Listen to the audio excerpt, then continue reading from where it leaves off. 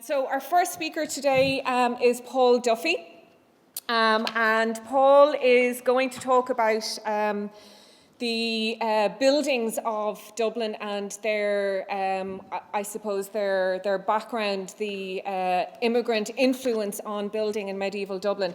Paul is an archaeologist, a historian and an author, specialising in medieval urban archaeology. He's directed numerous landmark excavations around Dublin and has led projects in Australia, France and the UK. He's very widely published as well.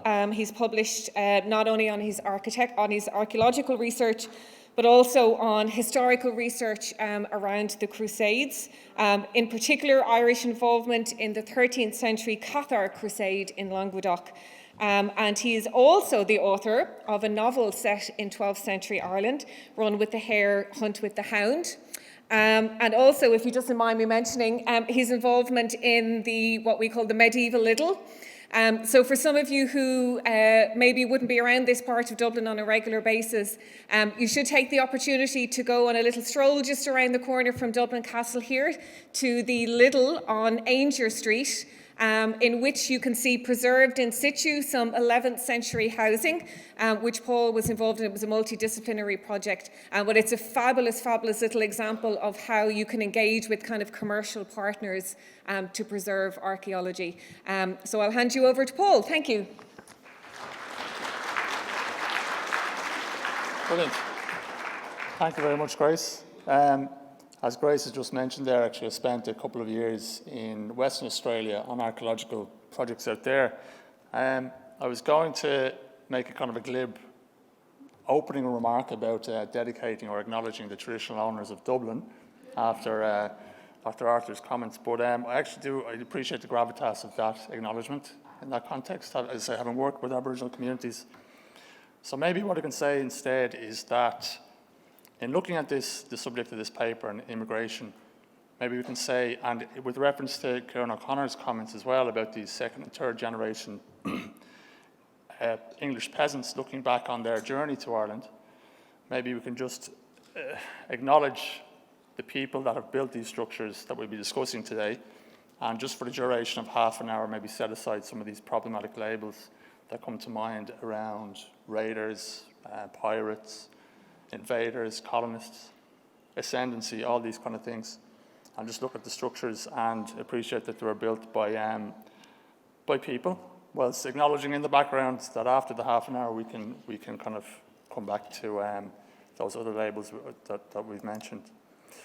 And just to define a little bit what I'll be talking about today, it's not a holistic overview of the buildings of Dublin per se.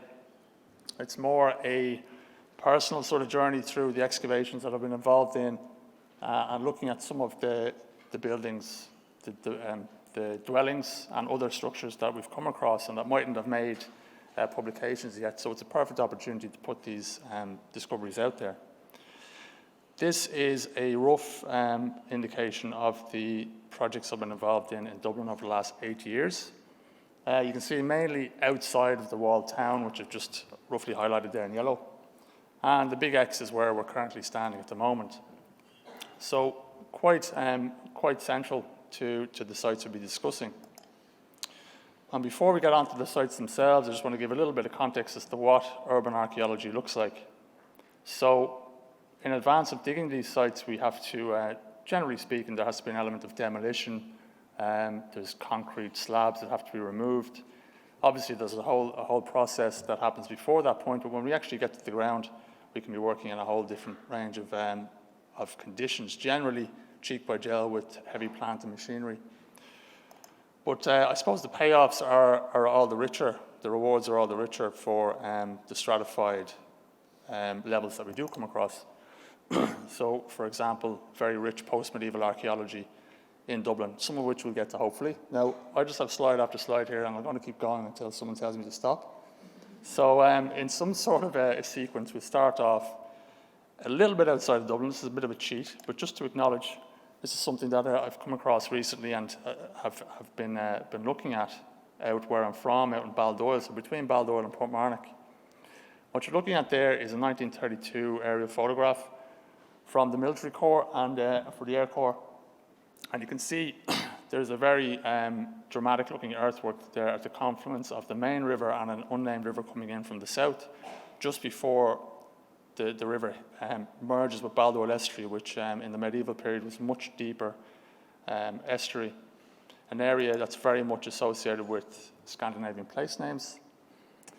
And I'm showing this just because, Dublin itself, urban Dublin, owes its genesis to Scandinavian people.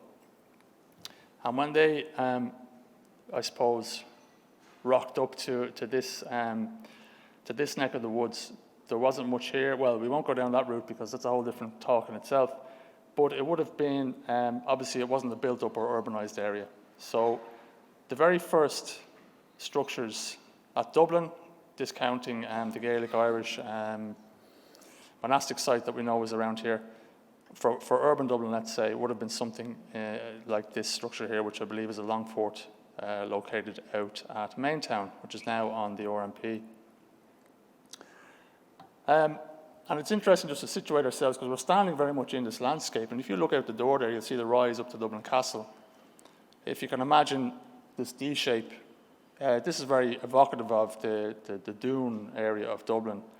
So we're kind of, like I say, you can see this in action. If you look out the door there, you can see the rise upon which we believe the original dune or long fort would have been. Contentious subject, but just to start off with the Scandinavians.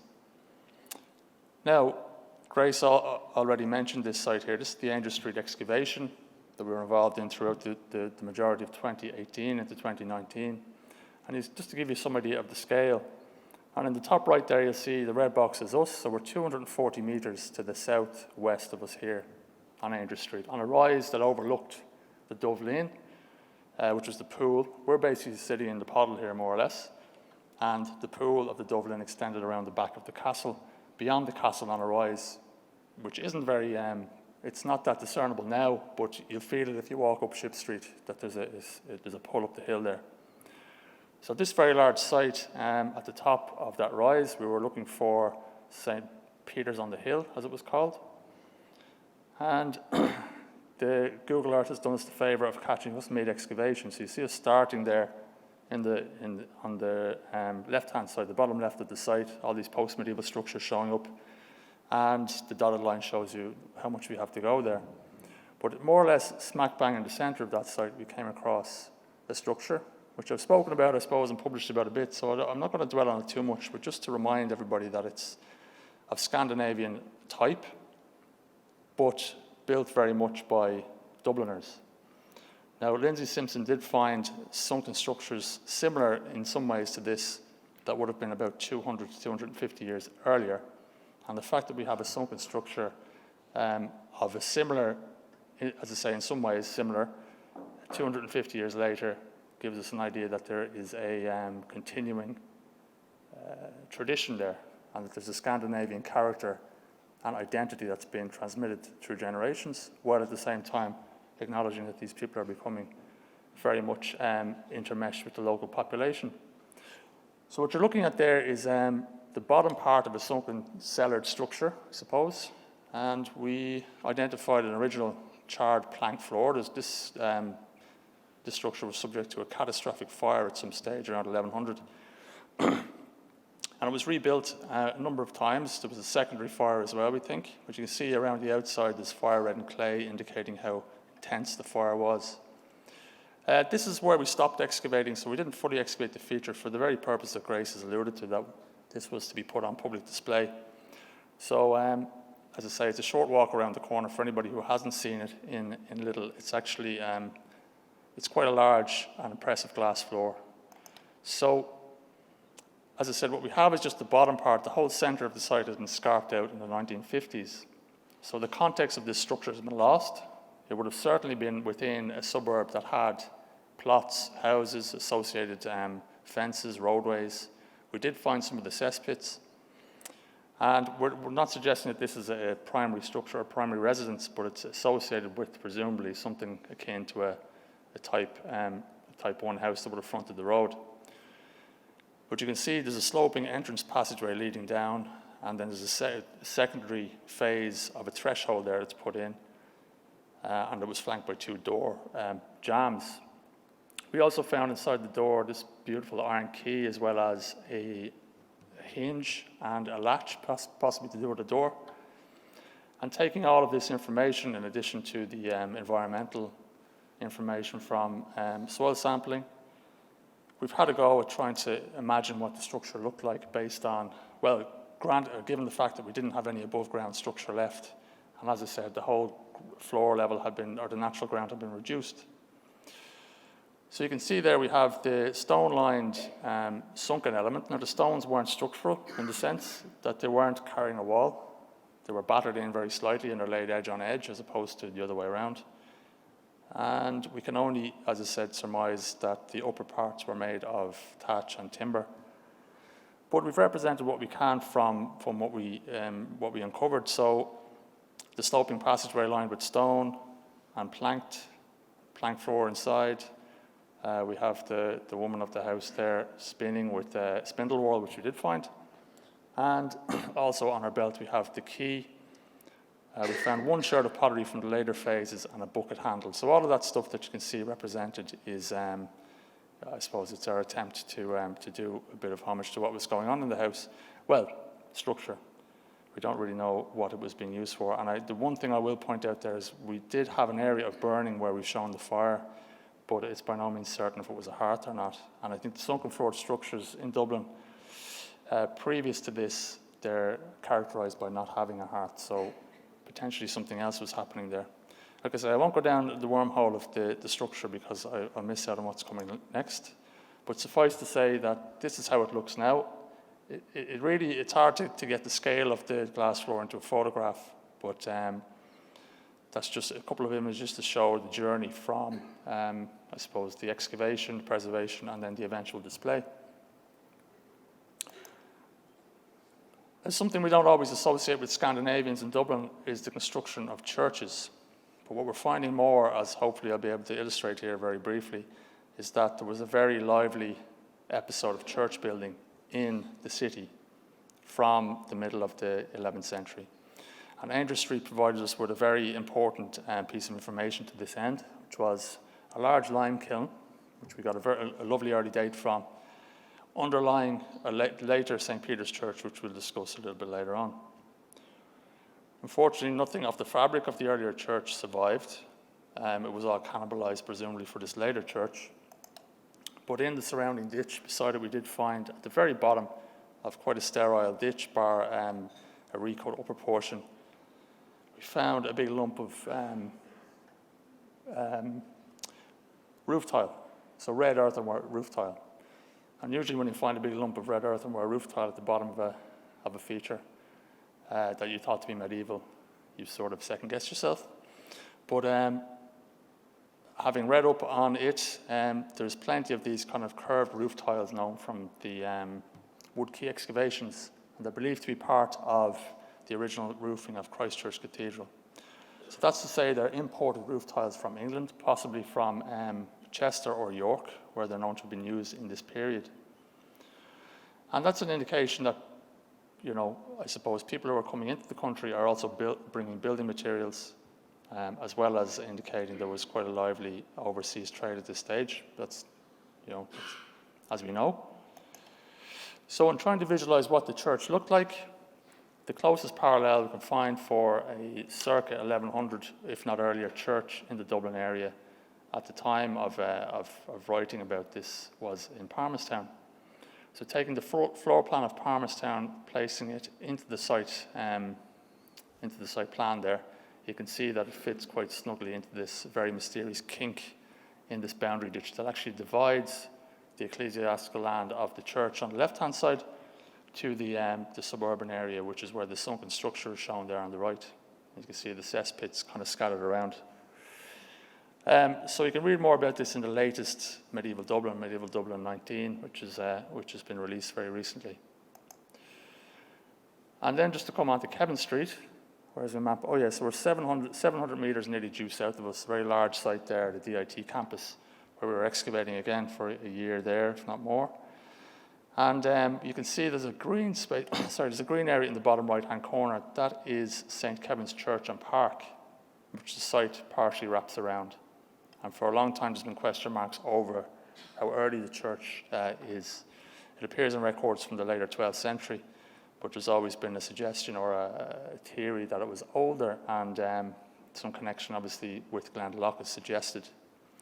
The Languedoc connection is something that is important to Dublin churches, as we'll see.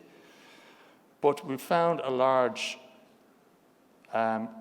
rectilinear enclosure, I won't say moated site, around the church, which has a date that predates the coming of the Anglo-Normans. And within that enclosure, we found a very large lime kiln, and you can see the date range.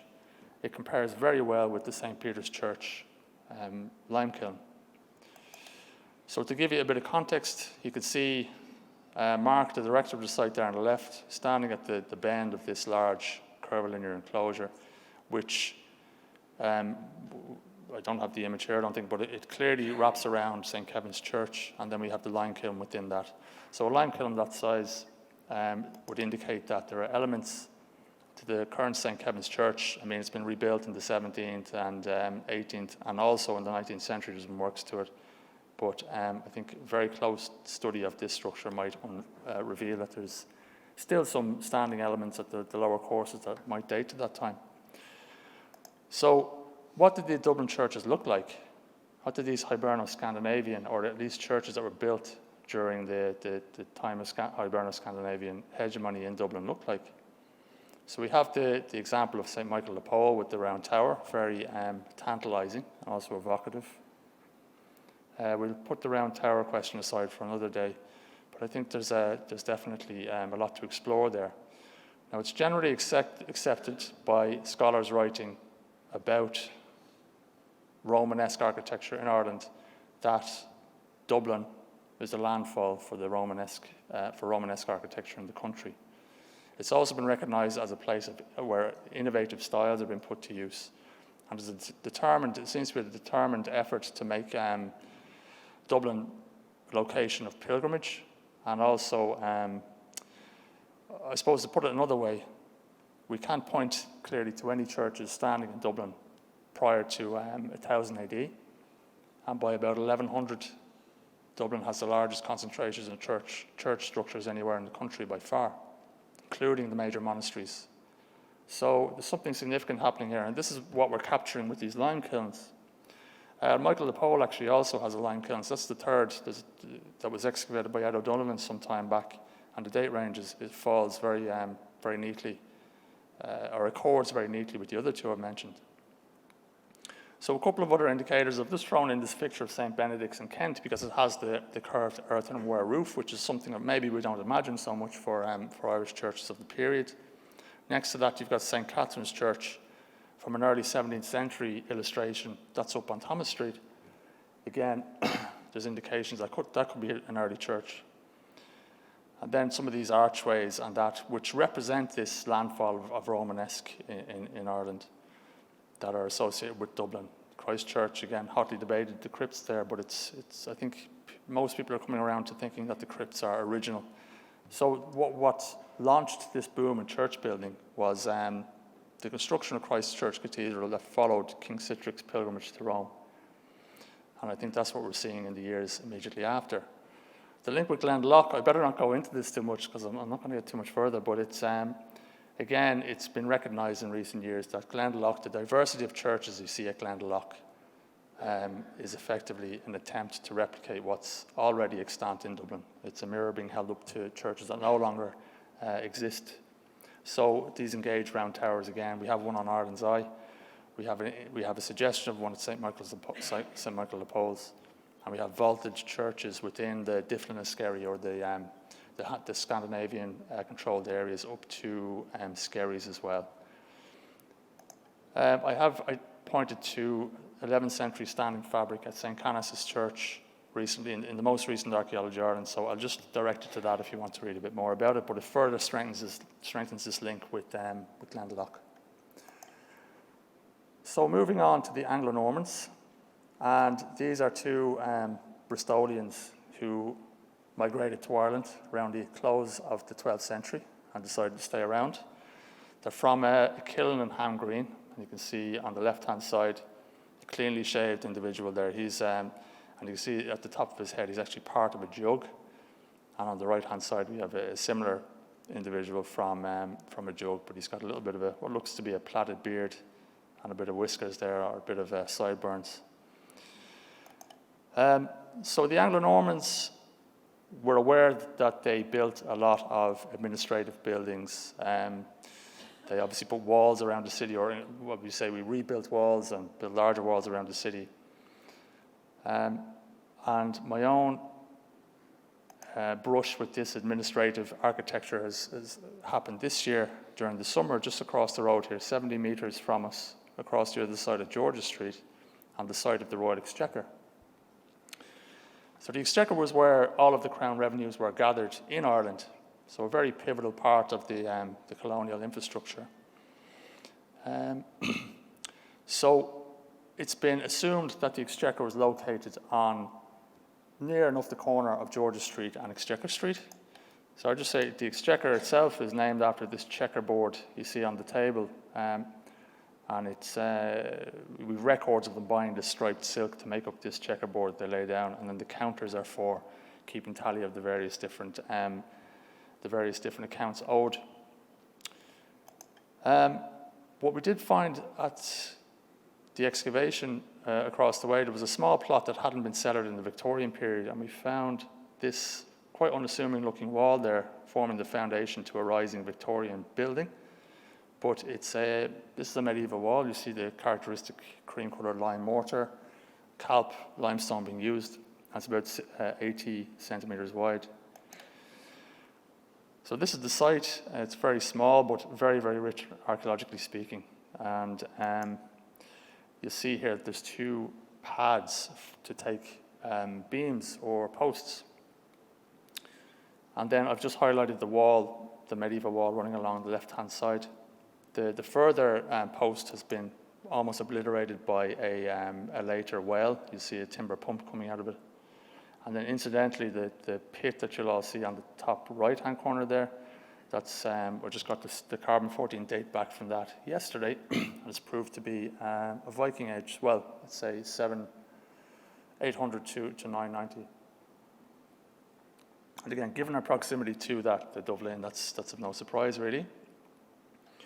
So trying to figure out what this building is and how does it relate back to the houses of the Exchequer.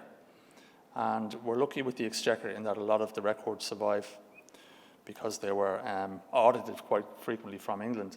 So a lot of the records survive over there. So we got this Edward I penny from the levels we're discussing. And it gives us a nice tight date range. And looking at what was happening in the Exchequer buildings around that time, we have reference to John the Mason, who was carrying out works, quite substantial works for £4, 13 shillings. And then later on in the next year, there's reference to making a window. And then later on, there's reference to materials, building materials, including lime and timber, being stored in the courtyard. I'll just skip past that for a second. Now, one of the most interesting things from my point of view anyway on the site was that we found a sort of an area here. You see it on the left-hand side, all that kind of yellowish looking material, it's all crushed Dundry stone, which Dundry, as you probably know, is an imported limestone from the Bristol area. And it's used extensively by the Anglo-Normans in Ireland, particularly for high-status buildings, for reveals around windows, for doors, for decorative elements. And it's something I have quite an interest in myself, having retrieved much of these carved fragments from around excavations in the city. But I've never come across this compacted layer of crushed Dundry. You can see also there's patches of lime there. You see it a bit more clearly here. Patches of lime on the left-hand side. And you see in the foreground on the box, we've been collecting the fragments of Dundry where it's not just powder and dust. So we were able to get 43 kilograms of Dundry. And of that 43 kilograms, 35%, let's say, had tooling marks, so rough chiseling on the outside faces, nothing decorated or nothing, we couldn't say there was any architectural fragments there. These are all sort of fist size at the biggest. So of that 35%, about half of it had tooling on two faces. And, Some of it had tooling on 3, some had tooling on 1. So I think it's clear to me that what we're looking at here is John the Mason at work. And you can see here, this is a photo from Château Guédelon in France, where over the last number of decades they've been rebuilding a 13th-century castle I suppose it's a massive experimental archaeology project. But what's of interest to us here is the big block, and look at all the shards and the crushed material around the mason's feet.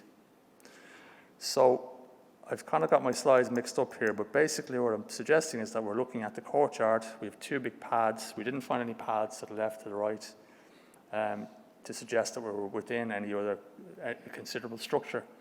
So the wall I'm suggesting is this precinct wall that we know is extant from the records. We're just outside of that precinct with a lean-to building where lime is being mixed and stored, timber is being stored, and a mason is at work.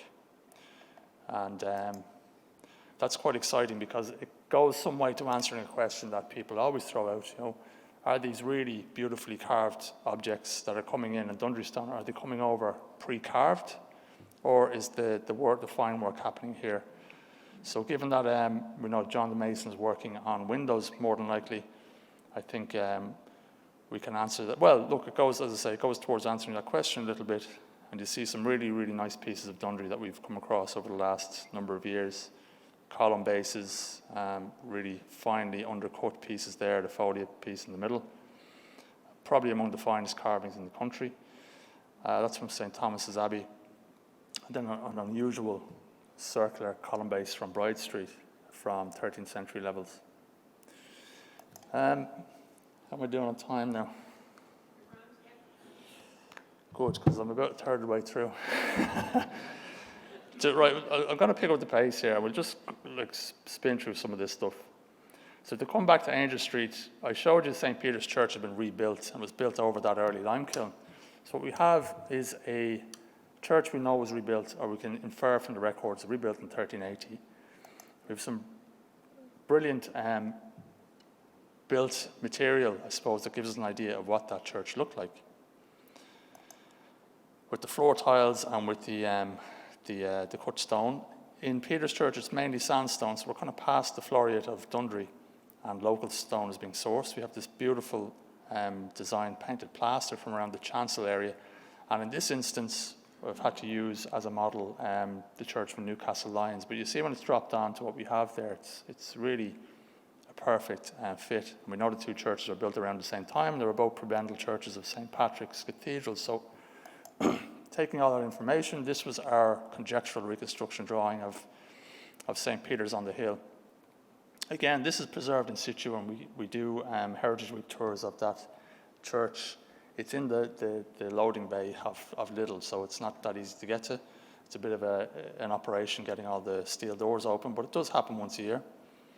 And here's some of the detail that we've represented, some of the architectural fragments, the painted plaster, and this central tower, which I won't attempt to justify, but it's all there.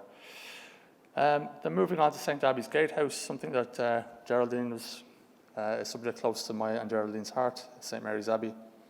During excavations there a number of years ago, myself and David McElreevy identified the Abbey Gatehouse. And in terms of styles that have been brought into the country, and it will become apparent during Geraldine's talk, I'd imagine, is that we have very distinctive corner or diagonal buttresses here on this structure. So you'll see there's been a lot of reworking of the gatehouse itself. It was rebuilt entirely in the 17th century.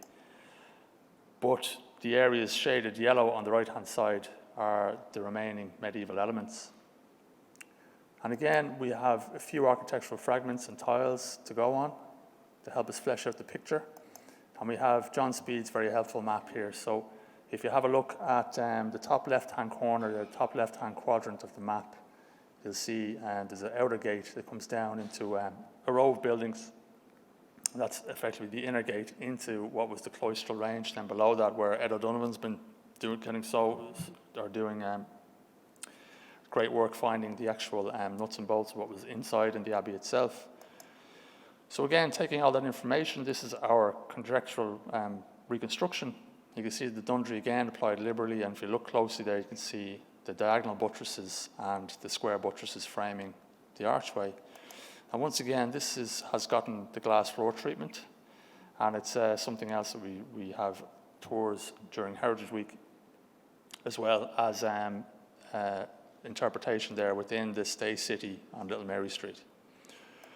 So barreling on, and I'm aware that these are somewhat arbitrary divisions into peoples or cultures, but like Tudors, English, it's all bleeding into the one. But from this Tudor period, from my own experience in the city, very little structural material is found. We don't really come across it all that much, and I'm just curious as to why that might be. So this is a site on George's Street again, 170 metres away in the southwest or southeast of us here, just on the corner of George's Street and Longford Street. We found a really dense, a boundary that was maintained over hundreds of years, dug and redug and redug. You see it on the bottom left there, how many intercutting ditches there are.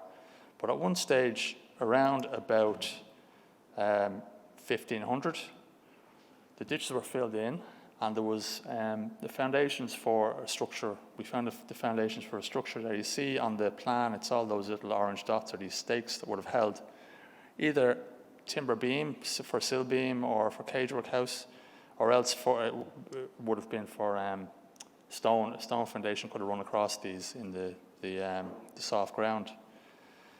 Then it's cut away again, and I can't but help thinking about Stanihurst's description of George's Lane in 1577, where he's saying that there was all these buildings built. And again, coming back to some of the questions or the discussions earlier on, these famous mountain neighbours from Wicklow coming down, it says that they were forced to, they retreated back inside the walls. It's a very curious and hard thing to understand, 170 metres from Dublin Castle, yet you couldn't secure your residences, and you had to fall back within the city walls. But the archaeology seems to corroborate that there, where we have the foundations for this house cut by yet another ditch that's refreshed the line of that boundary. Now, coming on to probably my favourite illustration from Dublin, medieval Dublin, early modern Dublin. This is a sketch of Thomas Court, which is what became of Thomas's Abbey. This is, you'll recognise St. Catherine's Church, which I showed earlier on. We led a large excavation in there back in 2016. We found part of the cemetery of St. Thomas's Abbey and the precinct wall. Now this map shows structures, or terrace of structures, that were built just on the edge of our excavation area, fronting what's now Catherine's Lane. We're looking straight onto them here in this perspective. And this is the part of the excavation along there. You see Catherine's Church in the background, and I've highlighted a spine wall running down that corresponds to these structures.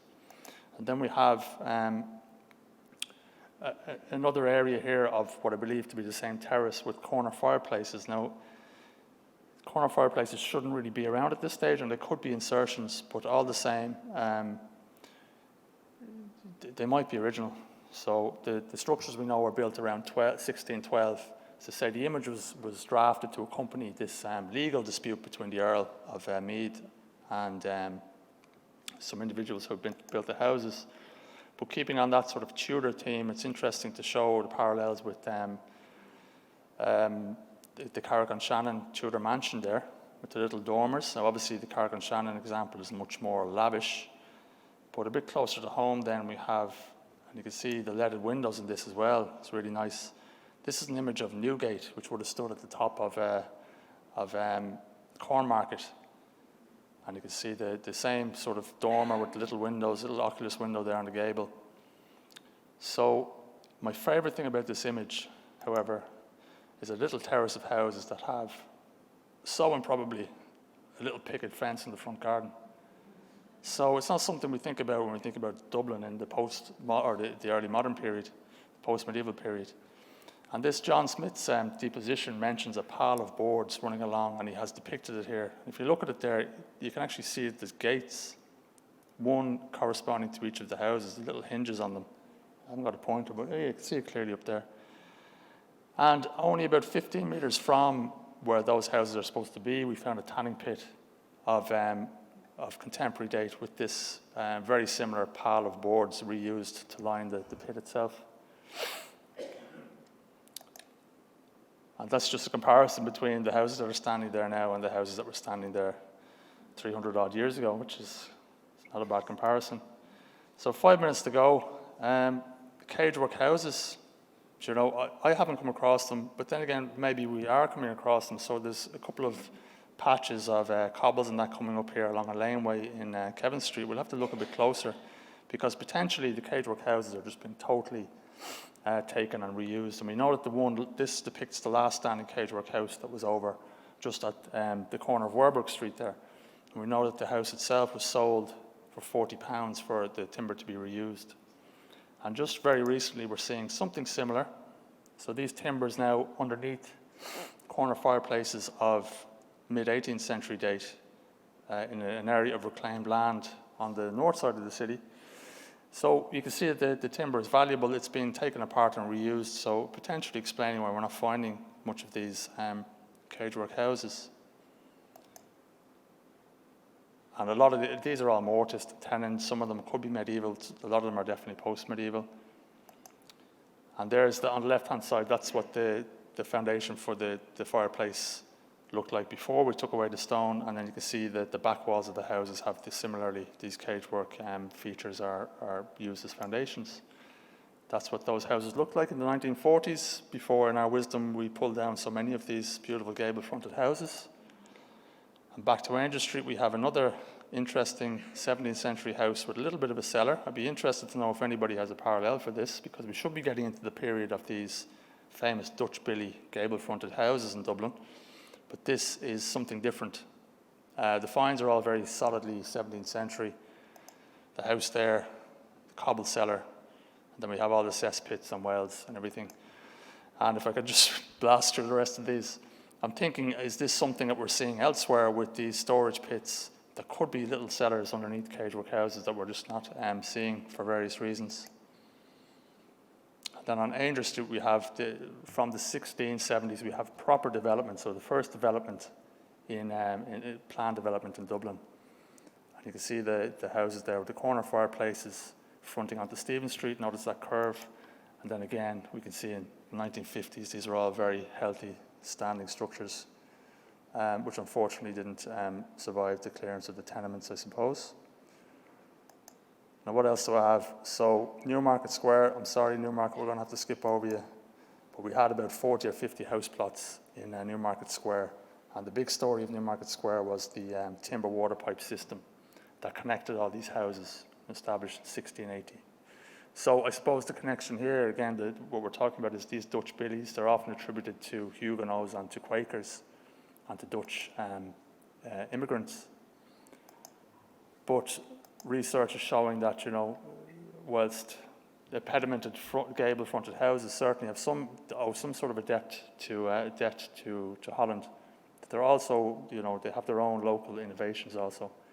This is Matt White's Tavern on the corner of that big Newmarket Square development. And it was the only house in the whole area that had a cellar. You see on the bottom left-hand side, the cellar with, again, this ubiquitous corner fireplace. And it matches very well with the sketch we have from just before it was torn down in the 1890s. You see the corner fireplace rising out of the left-hand side of the image. And this was a pub, and it served as a pub up until the 1970s, when the subsequent building was taken down, and it's been reinstituted as a pub now in the development. And if you want to go and see some information about that, they've opened a new thoroughfare there with info. I don't really have time to get into all the Dutch billies we've encountered across, because my time is up. So that's everything. There's a few more Dutch billies I'll scroll through just before we get to the end. And these beautiful corner fireplaces were obviously decorated by imported tiles as well. And just to finish by saying that it wasn't just these stately homes, but people in the very lowest classes were building their houses with little corner fireplaces, as we found, right up to Molyneux House, which we're just finishing out on the moment. Will have its own glass floor display before long. And just to finish with some acknowledgements. Apologies for the rushed nature, and thank you very much.